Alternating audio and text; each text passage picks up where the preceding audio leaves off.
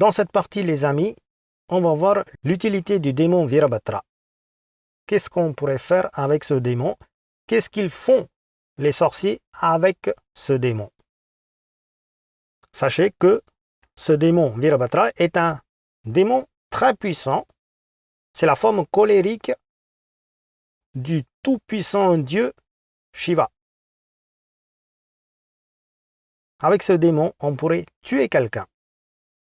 On pourrait piquer l'aura de quelqu'un.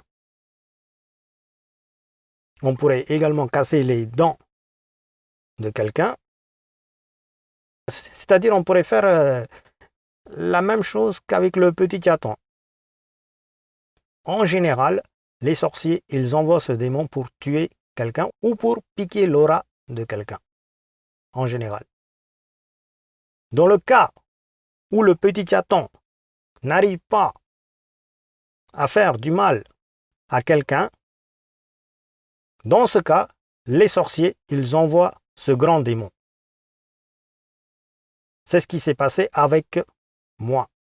Certains sorciers n'ont pas réussi à faire du mal avec le petit Satan, donc ils ont envoyé le grand démon Virabhadra pour me faire du mal.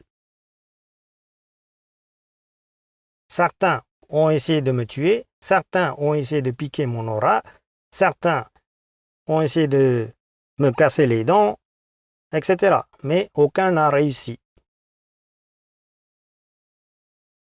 Sachez que c'est pas parce que moi je possède ce démon Virabhadra que le démon qu'un autre sorcier envoie ne me fera pas de mal. Non. Il ne m'a pas fait de mal parce que moi-même, je n'ai pas fait de mal avec mon démon Virabhadra. Le Virabhadra que moi je possède, c'est la même entité qu'un autre sorcier pourrait posséder.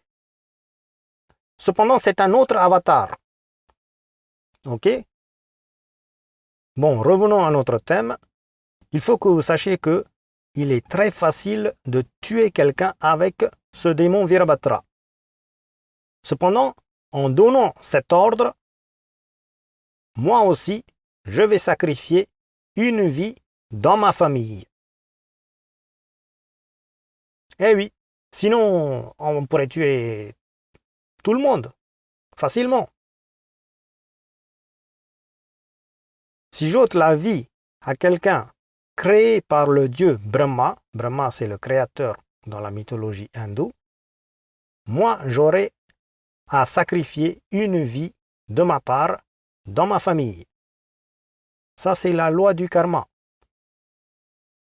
Et même si c'est une tentative de meurtre. Par exemple, moi j'envoie ce démon Virabhadra pour tuer quelqu'un et que ce démon échoue à le tuer, à tuer cette personne parce qu'il est protégé par son Dieu. Résultat, moi j'aurai à sacrifier une vie. Même la tentative a échoué. Ça c'est important. Il y a aussi une autre chose. Le sorcier qui exécute l'ordre du client n'aura pas à payer. Seul le donneur d'ordre va sacrifier une vie. Si vous regardez la constitution indienne, le commanditaire a plus de peine que celui qui l'a exécuté. S'il n'y a pas eu de commande, il n'y aurait pas eu d'exécution. Donc, c'est le commanditaire qui a le plus de peine. J'espère que j'ai été clair. Je vous donne un exemple. Vous êtes mon client, vous venez chez moi et vous me dites de tuer quelqu'un. Bon, moi je ne le ferai jamais, mais je vous dis, comme exemple, je suis le sorcier, vous me dites de tuer quelqu'un, j'envoie le démon Virabhadra tuer quelqu'un, il exécute cet ordre, résultat, c'est vous qui allez payer, ce n'est pas moi. Ok?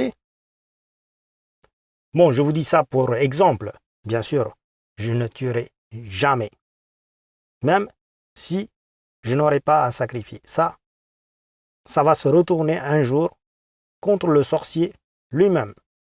et c'est déjà arrivé.